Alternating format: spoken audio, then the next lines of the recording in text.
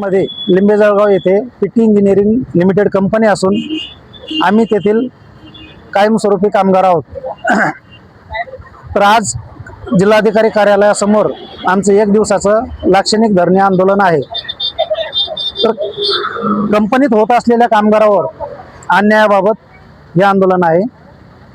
किमान वेतन कायद्याप्रमाणे सुद्धा कंपनी आम्हाला पगार देत नाही आणि विशेष म्हणजे ओव्हरटाईम जो कंपनीत ओव्हरटाईम केला जातो तो सुद्धा जो कायद्यानुसार आहे त्यानुसार मिळत नाही आहे।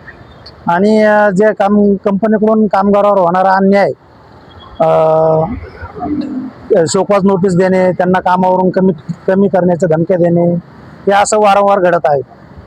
त्यामुळे आम्ही हे कलेक्टर ऑफिस, कामगार उपायुक्तालयात आणि पोलीस स्टेशनला सुद्धा निवेदन दिलेलं आहे।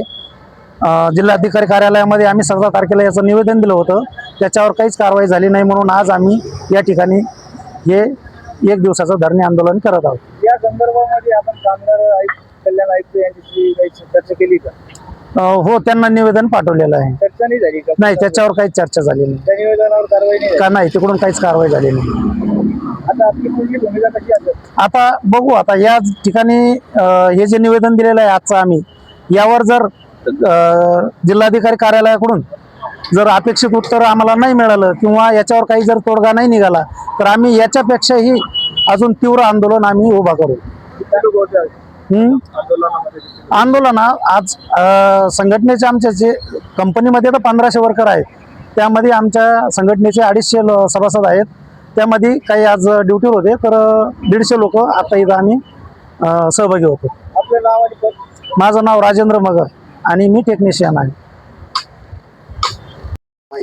जो आता ज्याच्यात जे पगार पाहिजे, जे बेसिक नुसार पाहिजे ते बेसिक पण नाही आहे, OT डबल पाहिजे तो नाही आहे, कॅन्टीन सुविधा व्यवस्थित नाही आहे, कंपनीचं कुठलंही असं चांगलं कुठलं काम नाही आहे। त्यामुळे आम्ही त्याला कंटाळून आम्ही हे संघटना उभी केली आहे आणि त्या संघटनेमार्फत आम्ही त्यांच्याशी आमच्या न्याय हक्कासाठी लढत आहे।